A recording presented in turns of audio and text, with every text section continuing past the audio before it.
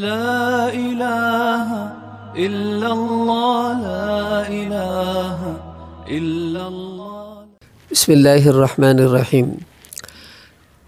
ہمارے لوگوں میں یہ بات بہت زیادہ مشہور ہے کہ جب کھانے سے فارغ ہو جاتے ہیں تو فوراً میزبان سے یا گھر والوں سے کہا جاتا ہے کہ بھئی جلدی سے میٹھا لے کر آؤ، کیونکہ کھانے کے بعد میٹھا کھانا رسول اللہ صلی اللہ علیہ وسلم کی سنت ہے۔ یہاں دو باتیں ہیں، ایک تو ہے کہ میٹھا کھانا، اس میں کوئی شک نہیں، حدیثوں میں آتا ہے کانا یحب الحلوى والعسل کہ رسول اللہ صلی اللہ علیہ وسلم کو میٹھا بہت پسند تھا۔ تو آپ جب بھی میٹھا کھائیں یہ نیت کر لیا کریں کہ اللہ کے نبی کو چونکہ میٹھا پسند تھا اس وجہ سے میں بھی کھا رہا ہوں، چاہے وہ دن ہو یا رات ہو، کھانے سے پہلے ہو یا کھانے کے بعد ہو، لیکن کھانے کے بعد میٹھا کھانے کو سنت سمجھنا یہ عمل درست نہیں ہے،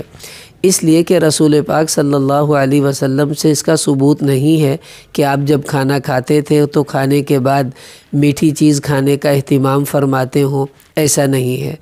ہاں اپنی طبیعت کے مطابق آپ یوں کہیں کہ مجھے کھانے کے بعد میٹھا اچھا لگتا ہے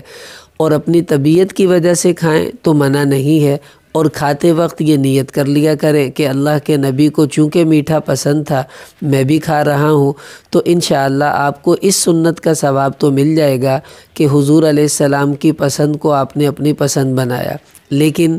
اگر آپ یہ کہیں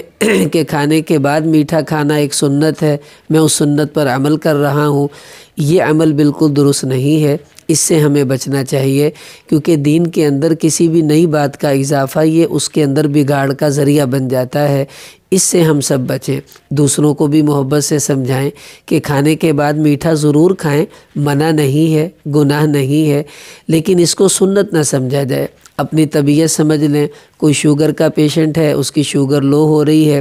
تو وہ کھانے کے بعد میٹھا اس لیے کھاتا ہے کہ اسے ڈاکٹر نے کہا ہے، تو یہ اس کی طبی ضرورت ہے، اس کو ضرور کھانا چاہیے، لیکن اس کو سنت نہ سمجھا جائے، اس سے ہم سب بچنے کی کوشش کریں۔ اللہ تعالی ہمیں صحیح دین پر چلنے کی توفیق عطا فرمائے۔